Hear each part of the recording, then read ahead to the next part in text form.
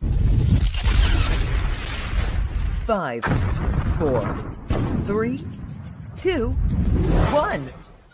You're live with Neve.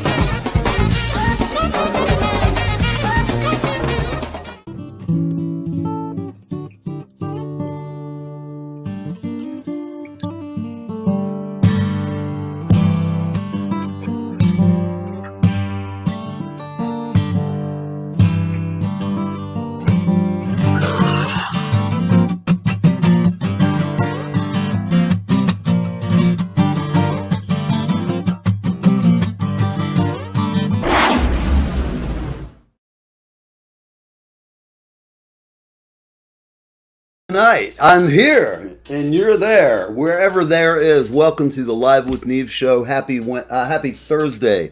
Happy hump day. I hope whatever you're doing, you had a great hump day last night or this morning, or maybe both if you can. So, we don't usually do shows on Thursdays, as you know, but every once in a while, we do. Hey, Rick, how are you, man? Thanks for stopping by. There's Gina. We got East and West Coast action going on. That's a good thing. You're wondering, you notice I'm a little out of breath. There's a damn fly in the studio, and I have an electronic fly swatter which zaps them, and it's pretty fun. It's like kind of a, I don't know, it feels like great to play God once in a while with a fly. No, I'm kidding, but they drive you crazy. I don't even like killing them, but they're a pain in the ass. So all is good. I have a special guest on today. And he's special because he's one of my first guests on the show a couple of years ago. I guess we've known each other now maybe 2.5 years. I think he's been on twice, maybe 3 times, but always been fun. And I picked him up, found him, I don't know where. He's out there on the coast, out on the beautiful Oregon coast. It's just God's country. And the guy's been in Nashville a lot. And he's written songs that are really, really good. And he's going to be here, and we're going to talk about where you can listen, what you might be able to do with some of these songs. And it's an interesting story. It's kind of sad, and at the same time it's bittersweet.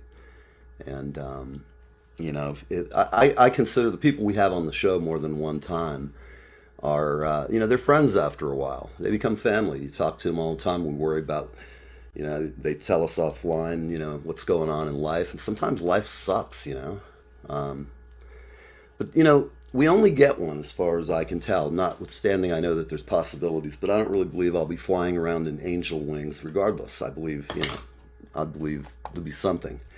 As David Bowie said, I don't know what it'll be, but I'm sure it'll be extraordinary. Paraphrase. So, without a lot of ado, I'm just going to tell you the first song he played on my show was about, it was a novelty song. I came across it, it jumped out at me, I listened to it, I cracked up, it was funny, and it's campy, and I wish I had that queued up right now. I've got some of his music, so I'm going to bring him on in a second, but before I do, I'm just going to play a song that I really like, that Ace did. So, I'm going to go ahead and play this song, and I'm going to see what we can do with it, okay? So bear with me. I'm coming over here. And, uh-oh. I'm going to see what we can do with it, okay? Oh, wow. So bear with me. That doesn't work so good.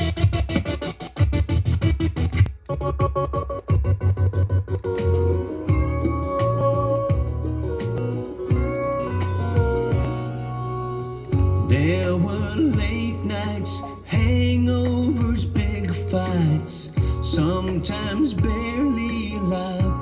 Hang on, Tedbury. Clusterfuck here. I was drinking when I started thinking I might not survive.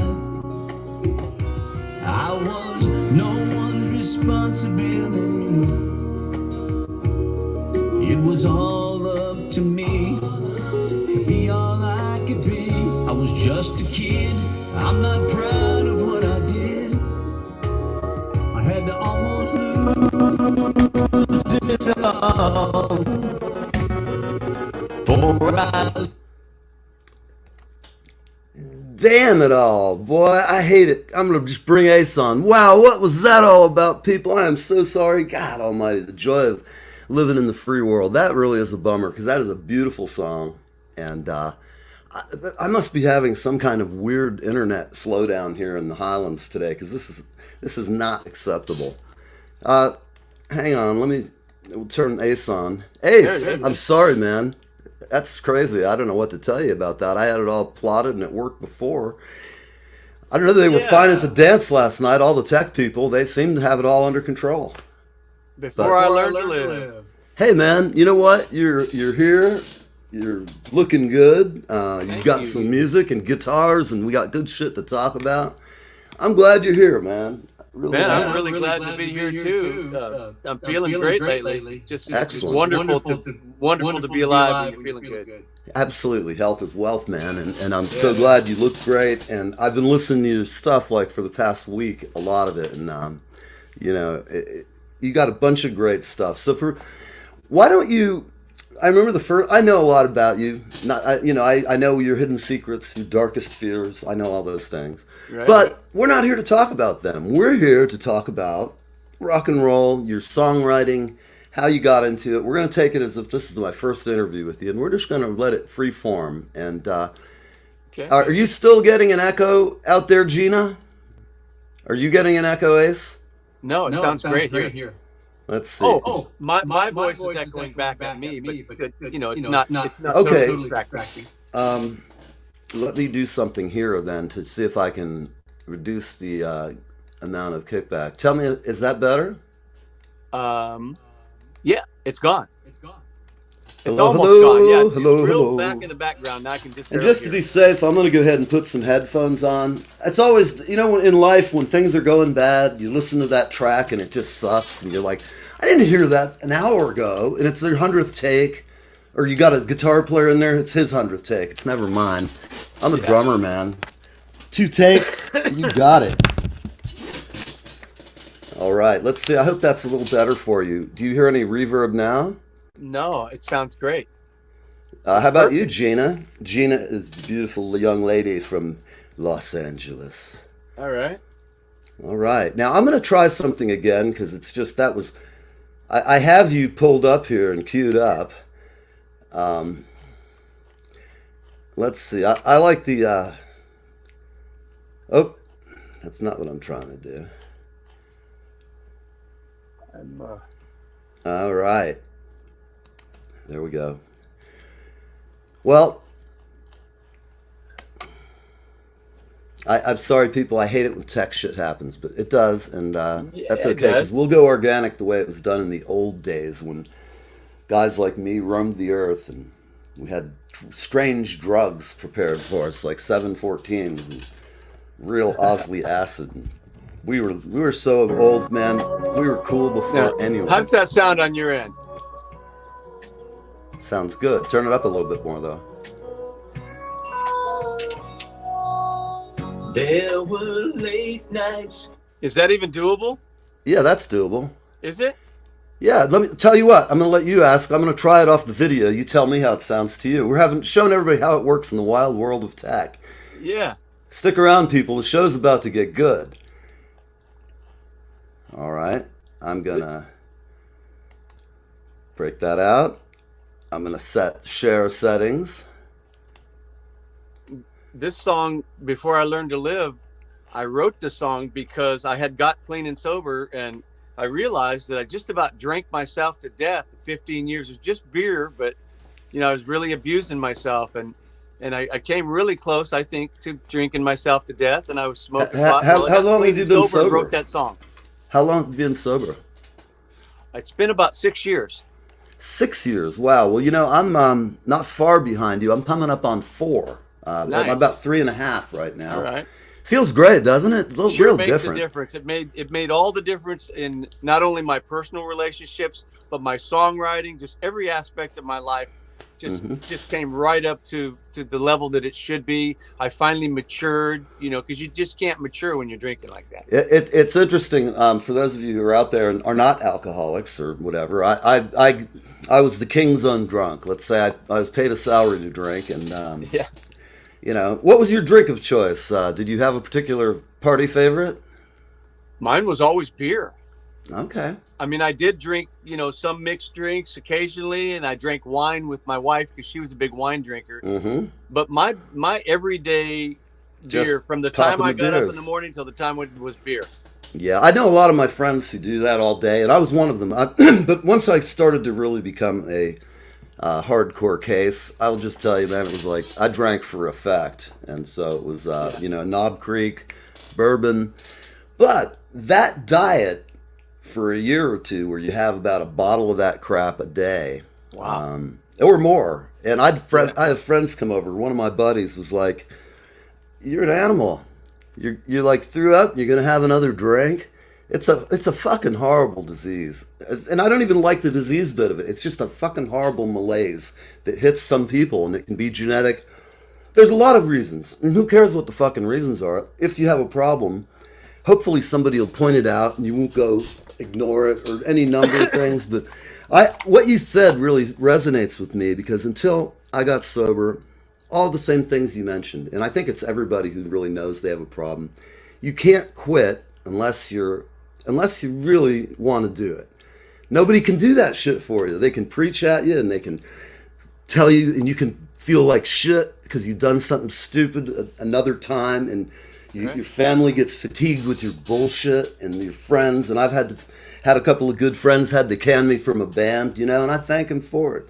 I was in a mess, and everything I do, I get up at 5 in the morning and I'm awake till 1 in the morning. I sleep about 4 or 5 hours. I eat good. I sleep good. I don't have any stomach disorders. I don't like how I'm gacked out all the time, heartburn. Right. It's just a horrible thing. And so I got my friend here, Jace, is a friend of mine here locally in the New Jersey area. And he's saying, any tips how you quit there, Ace? We've turned into a little alcohol talk, but this is a long-winded discussion for those of you. And if I like this show so much, I bought the company, and so we do things weird. There's no commercials, so anybody has a question, it's kind of free form. But Jace just had a question, so Ace, tell him give him a pep talk, man.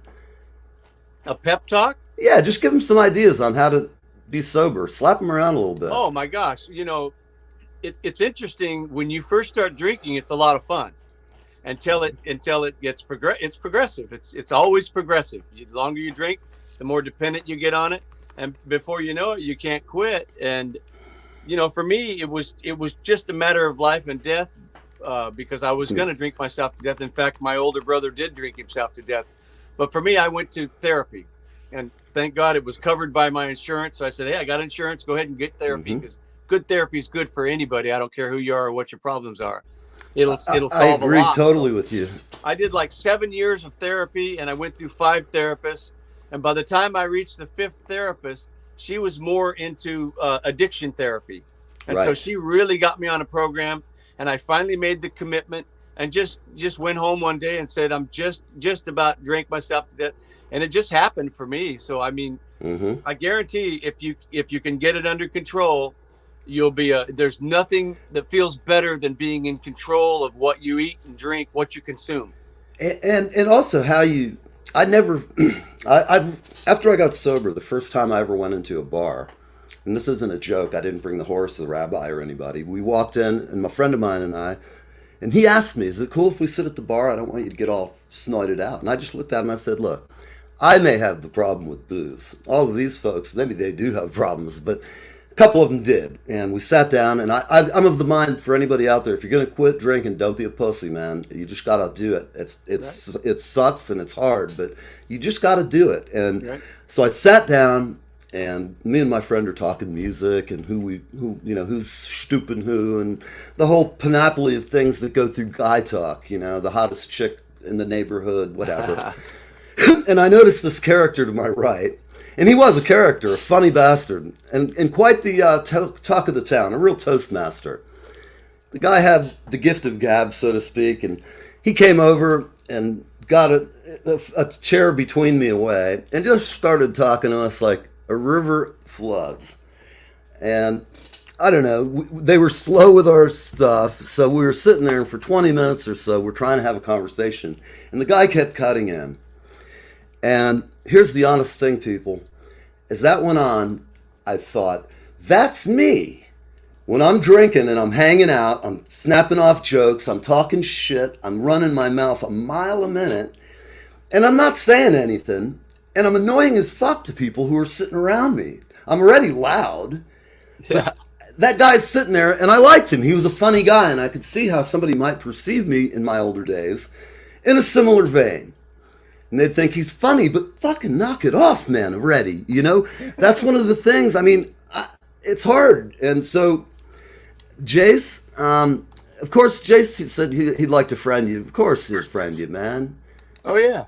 Yeah, you know, Jace, I tell you, man, if you want to get help, I can show you a few places and people to talk to. That's all I'm going to say. But if you do it, just do it. Don't be, just, you can't half-ass it. In your case, what I would tell you perhaps is do what I did. Just drink like a shitload of whiskey, go up to your loft, fuck around up there playing with your guitar, then drunkenly stagger and fall down from the loft down to the second floor. Then get your dumb ass up. I'm not ready for this. I can get it all the way. I'm going to do a back double gainer with a half twist, and I'm coming in fast. Dunk! I hit the floor down at the basement. Multiple injuries, a lot of blood on the floor. Nobody home. And I'm sitting there in vast disbelief when I finally came to. Somebody was slamming my head with the door trying to open it, but my head was right in the corner where the hinge is. So it was really hard to get the door open, and that might explain my brain damage that I still probably have from that episode. I think I lost about 150 IQ points just in that one jump. So flash forward, 8 months later, been through therapy, did a brief stint in rehab, which was really ugly. Then went back, had physical damage, so I was in the hospital from May until September, around the 1st, coming up to my anniversary of getting out. And believe me, I know what it feels like when a person gets out of prison, and it's just getting sober. Jace, I'm going to tell you this as a brother. I'm sorry if you're hearing this conversation's a bummer. We're going to get to music, but this is important stuff. And I own the show, so occasionally it takes weird turns. Remember, though, we're never lost when you're with Neil, but the path may wander. An old Indian told me that once. So that's my story. I'm sticking to it. I'm an Indian. I'm a member of the Wapaho tribe. We're indigenous to Paterson and Passaic, New Jersey. And I have a grievance, but I'll get in line with everybody else. So back to you. I'm sorry. Let's give him some idea. He's sitting here. He's got rehab and free insurance. I know my advice is, hey, Rick, how you doing, buddy? My advice is, I'll drive you there, brother. That's it. Well, the best thing Jace can do is to get sober as soon as possible. Mm-hmm. It'll be the best decision he's ever made in his life. He'll reap all the positive benefits, and every part of his life will get better. All his relationships, the way he feels about himself, his the way people look at you, it takes a while, dude. Everything. This is the thing, man. Just get sober and get through that one fucking day, and then just keep doing it. And I whether you do AA or whether you talk to some friends, but do something. Don't just not do anything. And really, it's worth having. At any rate, it really is, one day at a time. The show ain't about you, brother. But you know what? It is. It's more important than our show when it comes to life and death, mate. And that's really, I feel that way. So don't feel like you've wasted anybody's time at all, man. So Ace, let's get back and talk the show where we were starting. Okay. Everybody hasn't seen the show, but tell me how you got started. And I'm going to go off camera, but I'm going to leave my mic on. Okay. I'm going to ask you a series. We'll just have a chat, man. And right. Guys, we're going to play and doing all kinds of stuff. And let's take it away. So how did this all start, Ace? Well, I got started when my dad gave me my first little acoustic guitar when I was 11 years old.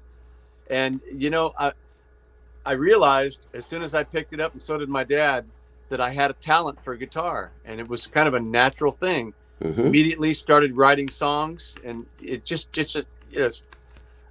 it was such an organic, natural process. It just happened. It's not like I had to force anything. And from then on, I just kept getting better and better. And by the time I was somewhere between 18 and 19 years old, I went down, tried to well, first I got a couple of jobs, and it was acoustic guitar and playing in a Black Angus steakhouse. And that was so exciting to get my first job, $50 a night. Back then, I was really doing what I loved to do. And then when that job came to an end, I couldn't find another job just playing acoustic guitar solo. And so I wanted to get into a group. Well, everybody needed bass player. So I got into bass guitar. And as soon as I did, I realized bass guitar was in demand, and it still is. Oh, absolutely. If you play bass guitar, everybody's going to want you to play, especially if you're really good. You have good work ethic and you're decent on the bass guitar. Right. You get right in. But we always make jokes about them because isn't it true? So many of them are such quiet guys. They always sit in the back and they look at the drummer and the singer and they're like, "What's wrong with them?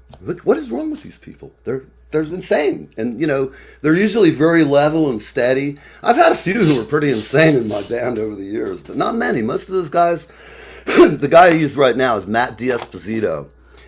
And hell, we bring him because he's half bouncer, The guy's, he's a big strapping Italian guy, and he looks like a bass player and plays like a son of a bitch. In the pocket, though. Cool. I mean, since I met him, every time I need to do something or just want to do something, just hang and play some music. He's my guy. But when you had a bass then, were you in a band at that point? Were you putting... Yeah, I was in a couple of bands. My experience was I had a group called Uncle Joe's Country Jam, and they were some older, gentlemen, somewhere between around 40 years old, and here I was 20. And I got into their group and started playing playing bass and singing backup vocals and an occasional lead vocal song. And then I had another group called Diamondback, and they were a bunch of guys that were my age. Right. But we had a blast. So I had two different groups going, 4 hours worth of material with each one, and I had my solo act. So I was really very active in music, doing gigs all the time. Right. And then I went to join the Army, and I was going to play bass guitar in the Army group. But they said, "Can you read?" And I said, "No, I can't read music because I've got this dyslexia thing, and I never learned to read. I play by ear." And he said, "Well, you got to know how to read music." So that was the end of that dream. Damn. But now, I never did get to serve my country, and I've always wanted to. And now my opportunity has come because I've got like 81 songs in my catalog right now. I've got hundreds of tunes, but 81 at least that are available on my catalog. I've got this Ace Arlo and the Overdub album right here. Which I just love. My newest one. Yes.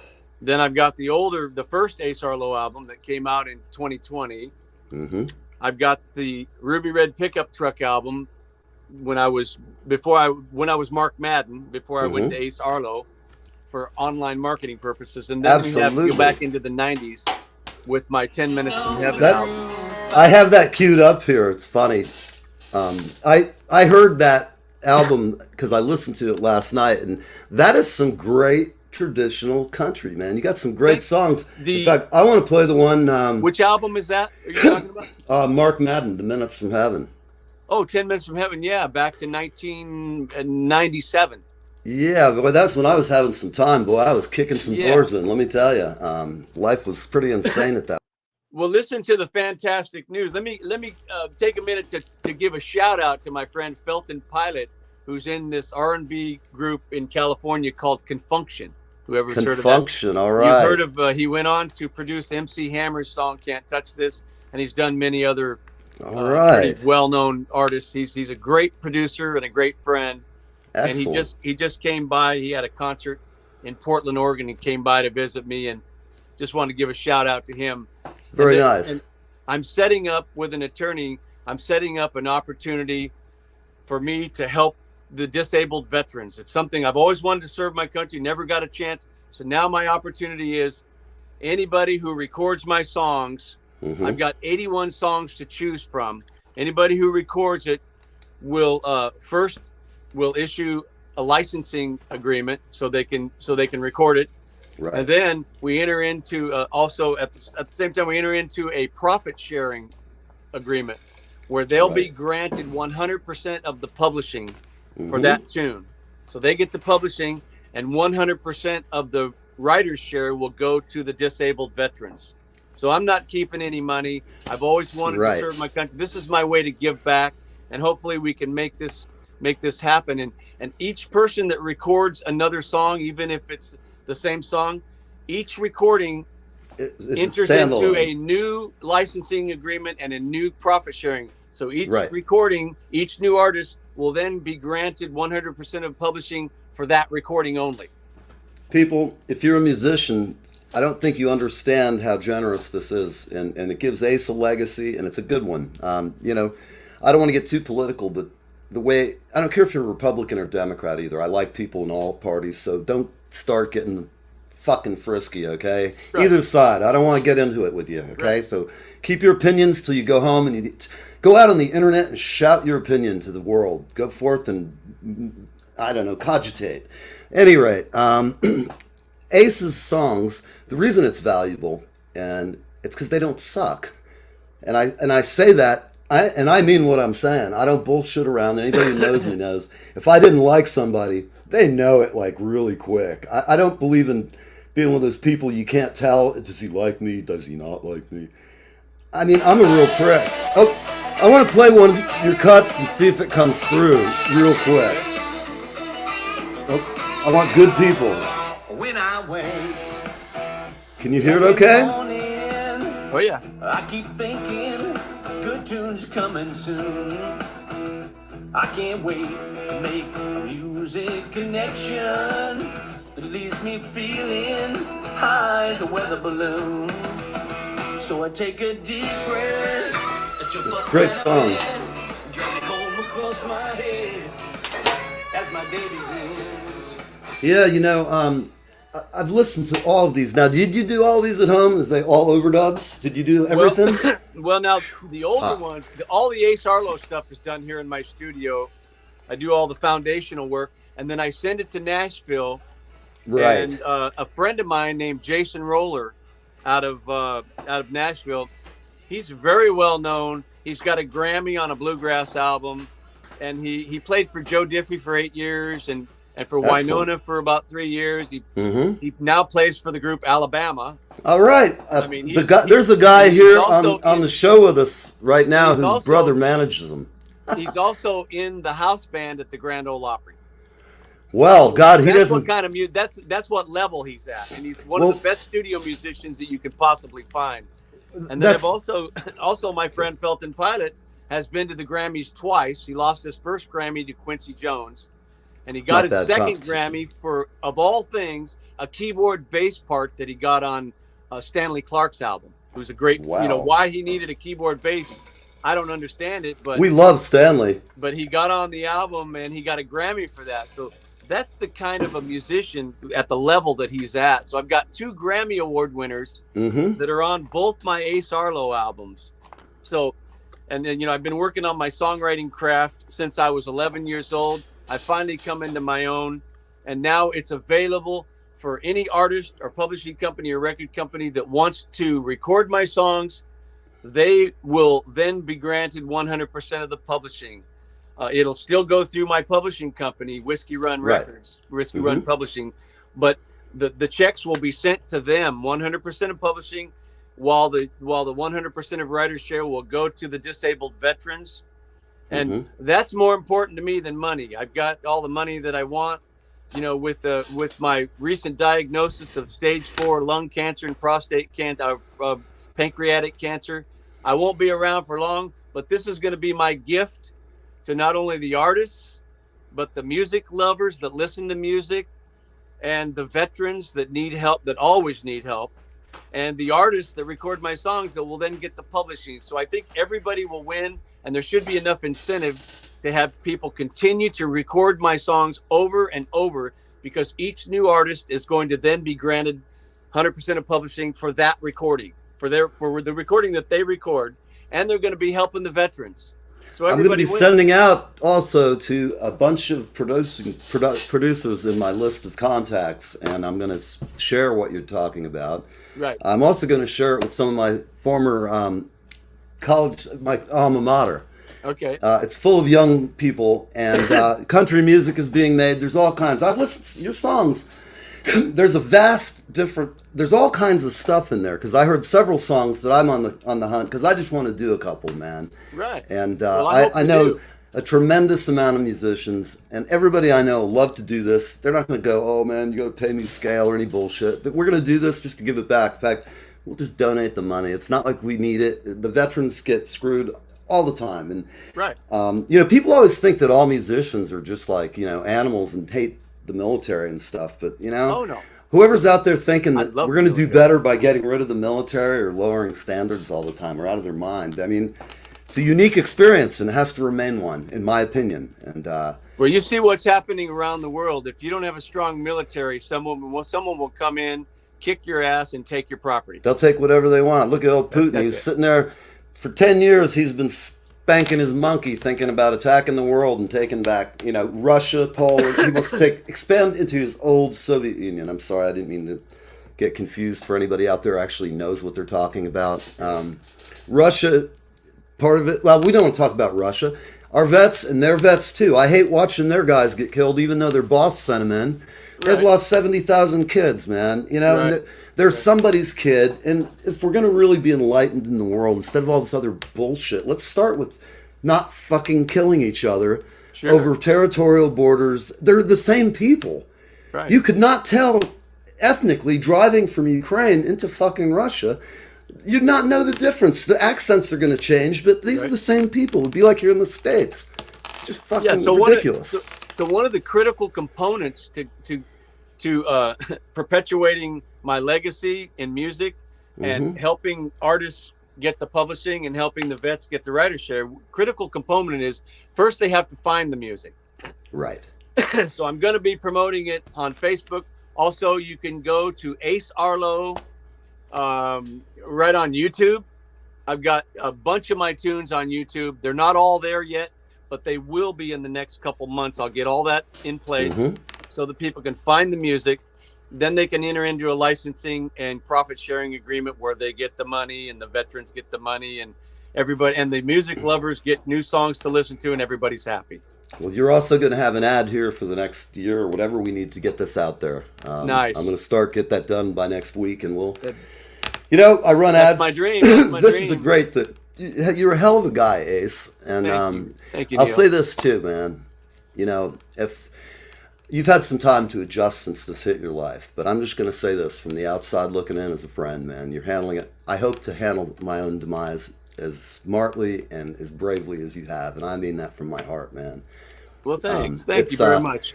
The one thing I can say is if you have, I had bladder cancer about 6 years ago, and that was a piece of cake. Right. I mean, they just took it out. I didn't even know I was sick. They did immunotherapy, Right. and it cured everything temporarily. Right. It got rid of everything, and so I lived Very the common last problem 6 in years. middle-aged people, guys. Super quality of life for the last 6 years. I've been so happy to get that extra time. And then in January, I started noticing some problems with my breathing. I just had a cough, persistent cough. And then finally, after like 2 or 3 months of trying to figure out what's going on, finally found out that I had 3 tumors in one lung and 2 tumors in the other, and they were too large to operate on. So then they did some CAT scans and discovered that I also had a tumor in my pancreas. Then we did lung biopsy and pancreatic biopsy, and we discovered that it was metastatic. So it came from the pancreas, it's spread, it's stage 4, and there's really no getting away from that. I mean, it's the end. But Sure. So what I want to do is I don't want my music to die with me. I've spent my whole life writing music. I want to get my music out there, and I want the veterans to benefit, and I want the artists to benefit with the publishing. And so I'm hoping that will create enough incentive so that people start recording my songs and go to Ace Arlo YouTube and Ace Arlo Facebook. YouTube will have a lot of my songs, and within the next month or two, I'm going to have all 81 songs. My whole catalog will be on. We're going to my be YouTube playing page some of those songs and available with your permission, of course. During the next few months, I'd like to use it for bumper music, and it'll say clearly it's Ace Arlo, and I want to have 100,000 people fucking sign up and do songs. I know that's a lot of royalties to split. Oh, my friend Jason Roller from Nashville, he just produced a new bluegrass album for me. I have a copy. No, you don't have the bluegrass album. Oh, I have. Okay, you have the Ace Arlo on the Overdubs album. I have the top tracks, and I have the Mark Madden. You also have my first Ace Arlo album, which is just Ace Arlo, Coastal Cowboy. Right, from last year. Now, I remember when I first had you on. The new one that's coming out is called Ace Arlo, World Class Bluegrass. So that's the title on that one. Excellent. I can't wait to hear that. That's really. I don't know how well you can hear this, but Rick, go ahead and crank it up. I'll tell you in a minute. Track Rick. Bluegrass Projects right there. So let me play you a track here.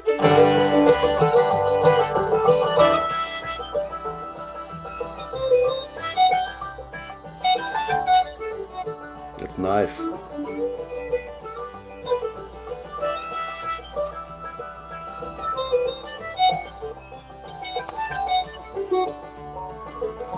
Back in my younger days, straight away I loved you. It wasn't just a phase I was going through. You're a piece of my heart I never wanna break apart. Well, I know what I wanna do. I wanna stay with you, pray with you. I wanna lay with you. Oh, this is one and done. You're the only one. I'll be on my way to heaven when I leave you. I wanna stay with you. I can't wait. I can't wait to get this record. So that is give you an idea. What an opening! What an intro, man. Well, I get my morning joe at the coffee shop. People ask me for my autograph every time I stop. They don't know me. Get that fly. Town. Yes, I'm the local yokel, guitar vocal, biggest unknown celebrity around. I love it. It's a great track. How can you not tap your feet to that sucker, man? For all of you folks out there who don't know bluegrass, this is good. Hi, Toby. How are you, babe? We have Ace Arlo on. So glad you could join us. So, Ace, you want to play us a couple tunes? Can you hear that on this? Oh, I heard it. You know, a good song, you don't need a good stereo. I could have listened on a transistor radio and picked it up. It's not coming across distorted or anything? No, it sounded very clean. It's just, it sounds like you're far away, which, you know, we know you are. You're out there on the coast. Where exactly in Oregon are you? I'm in a little town called Bandon. It's near Coos Bay. Okay. Coos Bay is a beautiful place. 2 hours north of the border. Okay. Right on the ocean. Well, you have some fans here. I know Gina's a bluegrass girl. She's digging on it. All right. And, well, so, hey, do you want to play something? You know, with my lung condition, it's a little bit, you know, I'd certainly love to I don't want you doing anything that's going to... But, you know, if you'll listen to me as a songwriter and not an artist, then you'll maybe appreciate it a little bit more. I'll appreciate it anyway, bro. As an artist, as a singer and an artist, I just can't do what I could do 6 months ago. I understand, my friend. So 6 years ago, when I got my bladder cancer diagnosis, since I don't have any children, which is also another reason why I want to give everything to the vets and because who's going to get it? They're just going to sit there. Mm-hmm. I wrote this song. First thing I thought of, since I don't have any kids, all my songs are my babies. They're like things that I birthed. I created them and like I gave birth to them. I know exactly what you mean. I always feel like Uncle Neil. I've got a whole bunch of kids. The first thing I thought was, who's gonna sing my songs when I'm long gone? Or when I'm gone, I might be just a memory. but I'm leaving my babies behind. Lots of songs that come from deep within me, and I'm thinking I might write a big hit each time. That makes me wonder who's gonna sing my songs when I'm long gone. Play my records, make sure the music lives on. Talk about me like a music icon. So who's gonna sing my songs when I'm gone? When I'm gone, I hope you sing my songs, so they might have a life of their own. Take them up on stage and do some sing-alongs. Yeah, just take them, make them your own. It only makes me wonder who's gonna sing my songs when I'm long gone. Play my records, make sure the music lives on. Talk about me like a music icon. So who's gonna sing my songs when I'm gone? I might be gone, but time marches on and on. Okay. After decades have passed and gone, generations have long moved on. Music lives on and on and on and on. Won't you tell me who's gonna sing my songs when I'm long gone? Play my records, make sure the music lives on. About me like a music icon. So who's gonna sing my songs when I'm gone? So who's gonna sing my songs when I'm long gone? Sing my songs. It's available. Oh man, I tell you what. Record your own version of that song and be granted 100% of the publishing, while the disabled veterans will get 100% of the writer's share. I can't say it enough. I hope people get excited and they find the incentive to continue to record my songs over and over and over again. Listen, everybody's going to win. I want anybody who watches this show. I never ask you guys for anything. I don't ask you for money. I do actually, but nobody sends any, so what the hell. In this case, please just take and spread the word of this. I want this shit to go viral, and I'm going to do everything I can on my end. There's going to be a press release going out nationwide, and I'm going to see what we can do to just blow this up. I can't think of a more generous thing to do. And, you know, all of us, remember this, people. The only people who probably are going to remember any of us are the people who loved us and the people who are around us. Sure. And love has many types, agape, and we can go through the whole Latin and Greek concepts of what love, eros, etc. But really, music's the one thing that, whether it's sexual or not sexual, it brings people together.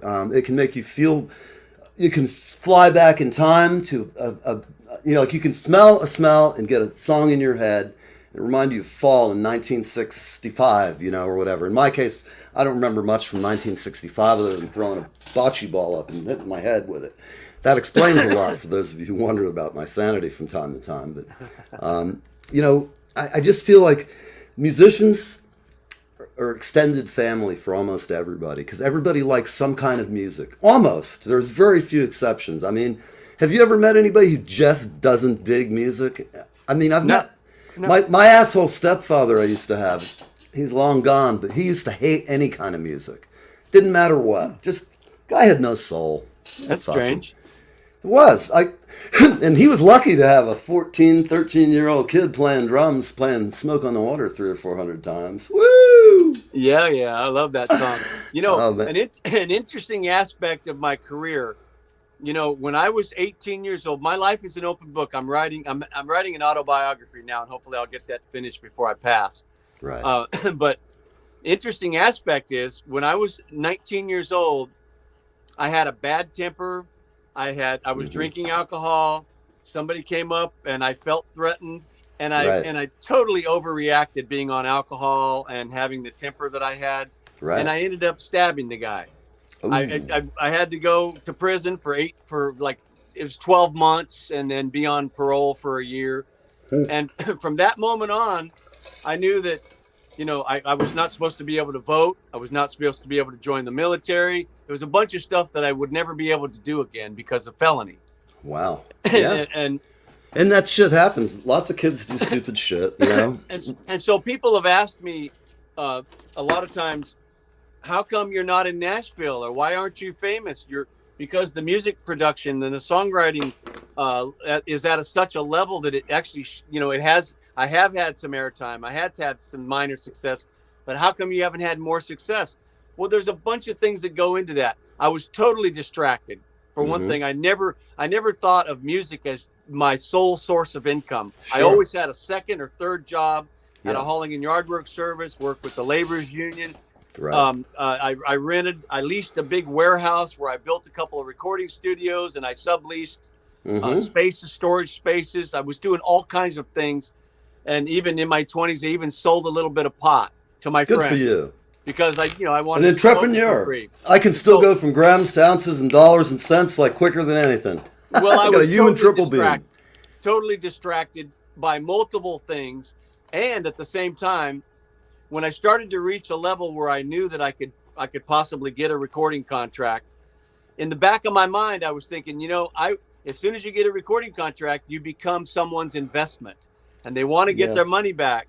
Not only are they going to push you to work 300 shows a year, but they're also, eventually, I could end up in the tabloids when people find out that I've got a felony and they put me. Sure. And then I would destroy my relationship with my investors. Absolutely right. So in the back of my mind, now it would be a resume. I was almost afraid of success. I can see that. Well, now it would be a resume enhancer in today's world. Tawdry, Right. I mean, it's crazy how it is. I've noticed that. Like, you think about Motown and the level of sophistication, and I don't have any axe to grind. I like some rap. It's great. Right. But there's some that's just god-awful. And I don't know. It's just a whole different experience, It's not as classy. It's not as... It seems to glorify things that are going to go on anyway. I'm not a prude. I don't care. It's all adult entertainment. But I don't know. I think, garbage in, garbage out. I think emotionally, if you're writing songs about, stealing shit and just that kind of glorifying a criminal lifestyle, basically. Right. It's an expression, and people should do it. But myself, I'd rather just put out stuff that's good. It can be provocative. It can be very thought-provoking. I don't think words hate anybody. Believe me, I don't.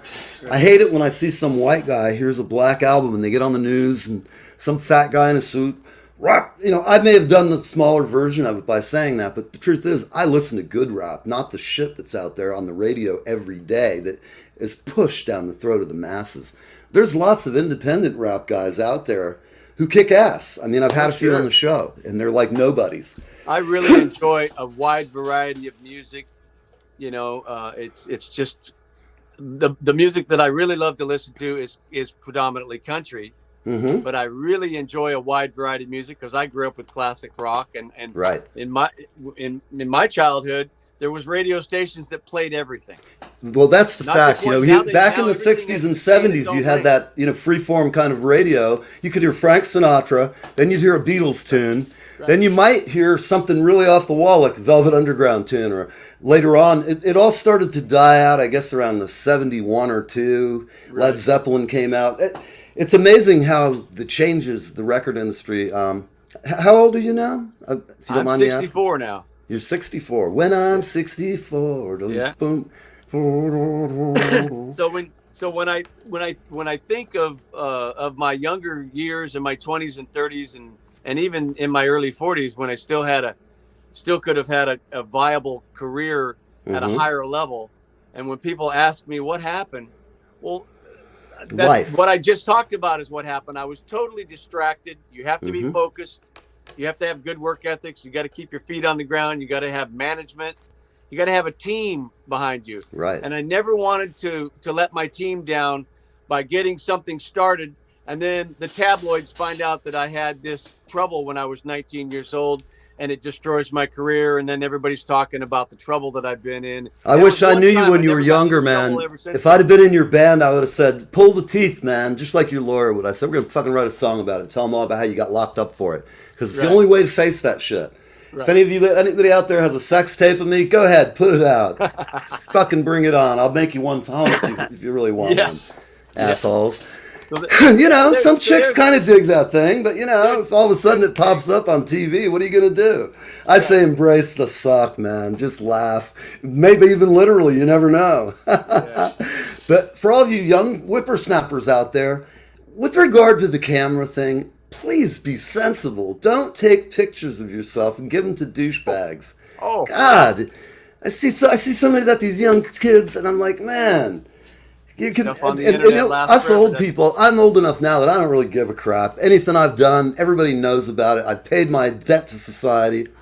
I haven't even done anything bad, you know, like real bad. I had a pot bust once for like a gram or half a gram.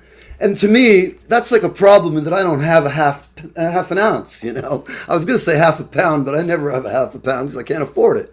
when I was a kid, I got busted by a cop. I was hitchhiking, and it's highway patrol pulled over, and I had some seeds in my pocket back when it was a felony. Oh, man. I was just a kid. I was 15. Right. And I don't. They never charged me with anything, but They gave you a stern talking to. Boy, was I afraid. Just the facts. Just the facts. What's your name? What's this Ace Arlo shit? Get out of the car. You smell like weed. You're beady-eyed, too. I don't like your looks. I don't like your face. Go stand by my car. Turn around. I don't want to look at you. Hey, Neil, can I play one more? I just want to play a verse. Absolutely. And a chorus. I don't want to. No, play the whole song. play the whole thing, man. This one song called Wild Women and Whiskey. When I was 15 years old, my parents were trying to figure out how to get me some proper schooling because I was not making it in school with the hyperactivity and being on Ritalin for 7 years and attention deficit disorder and dyslexia, couldn't read. So they sent me to this. That never place called happens. New Trails. It was a co-educational camp. And lo and behold, I lost my virginity at that place. I was 15. Right on. And I wrote a song about it. And it goes, and this was the bluegrass version. It's a love-making song like Barry White. Yeah. Gonna sing some Barry.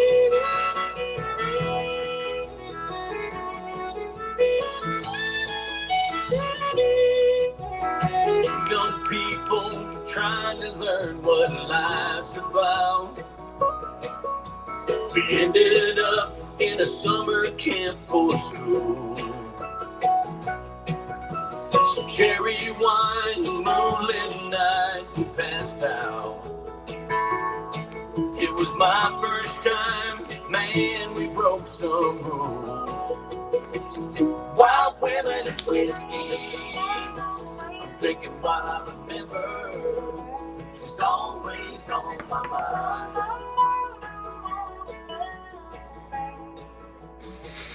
Wild women and whiskey, I'm drinking while I remember.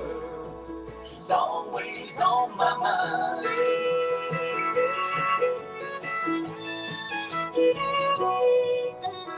Looking back to Fleetwood Mac and the love we made, we were way too young to do the things we did.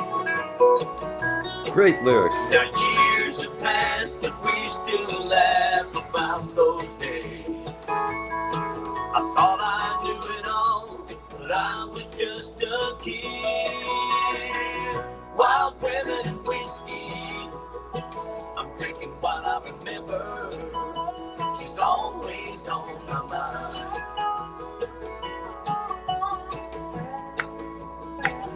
Wild women and whiskey, I'm drinking while I remember. She's always on my mind. Play it, Jason. Oh, there we go. All right. Okay, Ace well that's Arlo. for the bridge anyway. Hey, man. Wild Very Women and nice. Whiskey. Excellent song. I Thank really got to tell you, man, you write some great songs. Well, thank you. And I'm sure glad you're that leaving a you hell of a enjoy it, legacy, and man. I hope they continue to play, on the air. Oh, one other important thing. Now, in addition to having other people enter into a licensing agreement and profit sharing agreement so they can get the publishing and the veterans can get the writer's share. Right. If somebody wants to purchase, my recordings, 100% writer's share and publisher's share, it all goes to the vets. You hear that, Because people? I'm not going to be around. I'm not going to. I have Listen, no kids. let's I'm not make a gonna do legacy my writer's here. share or my publisher's share. So everything that people purchase directly from me on my Right. YouTube, on my website, or wherever Sure. you can purchase it on Amazon. Is it www.acearlo.com? Well, if you go to Ace Arlo, I've got an e-commerce site, but that's not going to be going on after I'm gone. Oh, I got you. But Okay, what well, will be going on is they can always contact. There will be somebody on this end that will administrate the publishing, right. administrate the licensing agreements, Mm-hmm. and also send people recordings, CDs or recordings when they order directly from me. Great. So Well, I'm going 100% to of make my a point stuff- of blowing this up, running an ad for the rest of the year. So send me like every address and detail of your whole life, your colonoscopy from last year. I'll have my nurse call you. We need some DNA and stuff, but it's all cool. Give me a verbal agreement if you happen to lick an envelope and I want to clone you in 3D to sell to Disney World. We'll give the vets half of it. Do you accede to that? I mean, I have footage from the show. We could prop you up with a guitar. And I'm kidding you. I'm really messing with you, but prop me up by the jukebox when I die.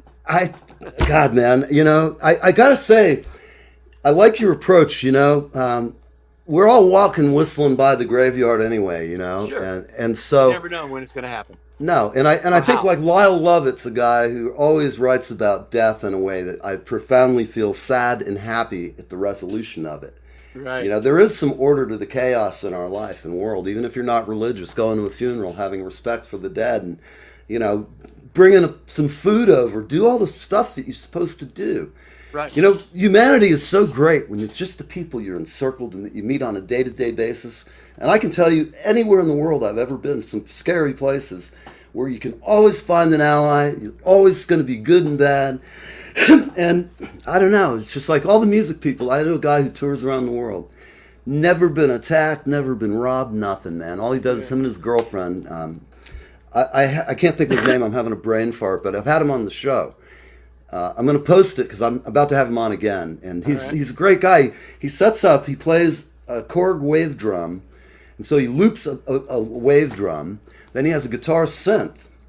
And you can tell this guy's like a 60s, he's an older seasoned citizen. But he's got every like Led Zeppelin, every classic rock tune the guy can play really well.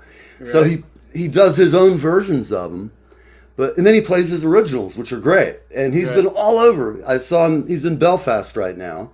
I've occasionally thrown him a couple of bucks, man. I like the fact that there's somebody still out there just doing it. It's like a troubadour wandering the globe, And, right. But, we're going to have you on. You're not going anywhere yet, so I'm probably going to drive you crazy, man, for the next 6 months. That'd be great. I want to get the word out there so that people can record my music and everybody can reap the benefits. Well, I want to get out, and I'm going to give you a promise. We're going to get at least one of these tunes out, because you got to hear it, man. I got to get it done for you. Oh, you just reminded me. My friend Felton Pilot from Confunction, he's the great producer. No, he's producing an R&B group. He's out of Georgia now. He's down in Georgia. And he just presented my song Say When, which is on my Ruby Red Pickup Truck album. Right. He presented that song to the group, and they're so excited about recording it. So now Say When is going to get recorded, and it's going to be an R&B version. I can't wait to hear this. I think it's a vocal group like Boys to Men or something like that. So I just can't wait. Could you make an introduction for me to your producer? Just let him know that I'd like to call him and just say hello. Maybe. Sure. You never know. Absolutely. Where I'm kind of in one of those weird stages of life again. I'm restless. Yeah, he's got a lot going because of course. Because what Felton has going on right now at the moment, Bruno Mars. Oh God damn, he's killer. And Silk Sonic just sang one of their songs, their old song. It's 40 years old. It's a song called Love's Train. It was a big hit in the 70s for Confunction. Right. And Bruno Mars and Silk Sonic just sang it at the BMI Music Awards on television, and I saw a video. I think I just saw the clip actually the other day. That was the drummer singing? No, Bruno Okay, Mars. I just saw a clip of something with Bruno, and it was amazing. He had his whole horn section. They kicked ass. So now, because of that, because Bruno Mars is singing one of Confunction's songs, Right. now Felton Pilot and Michael Cooper, the two founding members of Confunction, they're back out on tour. They've always done about 50 shows a year, Right. Regardless. But now that this happened, they're in the money again, and they're out there being super busy, and they're in demand again, and people are calling. The phone's ringing again. For them. Excellent. And so All right, that's my what buddy. he's out busy doing. And that's one of the things that he had going on up in Portland, Oregon with a concert up there, which allowed him to come a day early, rent a car, and come down to Bandon, Oregon to visit Right. me on one of what will probably be our last visits together. So I was Well, really honored and so thrilled that he came to see me.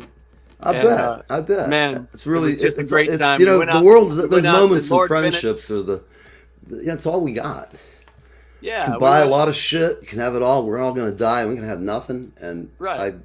I have my friend who passed away, JR, used to be the producer on the show. And when he passed, his family gave me his studio and all the gear. Nice. And as I unfolded it, we both went to Full Sail together decades ago, and we were really tight. We worked in facilities together. I've gotten him a job. He's gotten me a job.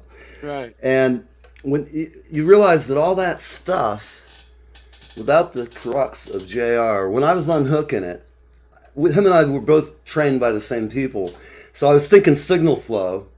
And then when I was hooking it back up, I couldn't find the damn light pipe cable and stuff. And I was just like, God damn, I wish I had JR here right now, just because I know, Right. I don't know where this goes. It's like out of the whole thing I took apart, I couldn't figure out where to go out of the Pro Tools light pipe, where to put it in, to all the other gear. Right. But, you know, you're doing a good job of leaving a legacy, my brother. So everybody watching, My dream. hey man, a big hug, long distance, mate. Hey, love you, brother. I love you too, man, and I'll be talking to you in the next day or two because good things are percolating here. Let's, I'll keep you just abreast. But if something really cool comes up, I'll ring you, and you know. Sounds great. Let's I'm make hustling for you, something man. happen. And help me help the veterans. I- help me help you. Help me help the music listeners. Everybody wins. I'm gonna try to get something going in a couple of veterans organizations. So I've been working it. Slow process sometimes, but I'm persistent, you know, and I believe if you're persistent and polite, then eventually good shit happens. Yes, it does. So, all right, people, we're out of here. We had Ace on, and he is the man. I'm going to roll us out of here as soon as I get some songs up. I love you, everybody. I will see you tomorrow morning. Tomorrow I have the lovely and talented... oh, my God, where's my cue sheet? Here it is. Hang on. I should know better, but I'm easily distracted. I'm a drummer, man. It's like you throw a baseball and I'll chase it. Yes, Squirrel. I have Squirrel. tomorrow the lovely Evelina from Poland, a Squirrel. great singer, and Squirrel. Yeah. There it goes. Hold on, there's rats. Oh my God, there's rats. They're flying through the air. Neil, thank you so much for having me on and helping me to get the word out that people can record my songs, help the veterans, and get the publishing at the same time, and everybody wins. Thanks so much for having me Hey on. man, I look you're the forward best, to seeing my you brother, again. and I'll be talking to you in the next day or two. I love you, Sounds man. great. Take care. Thanks, everybody. 5, 4, 3, 2, 1. You're live with Neve.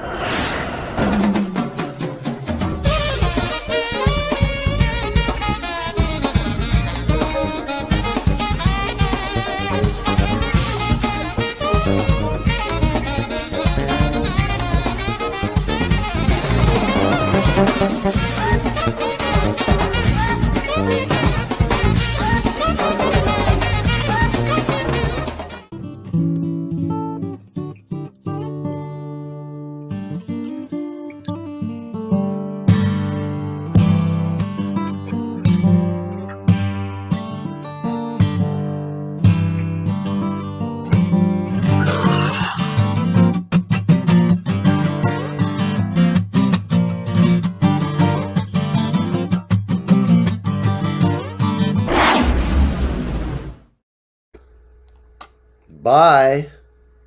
Bye bye. Yes, we're going together. I'm glad I came, I'm glad I stayed, I must be going.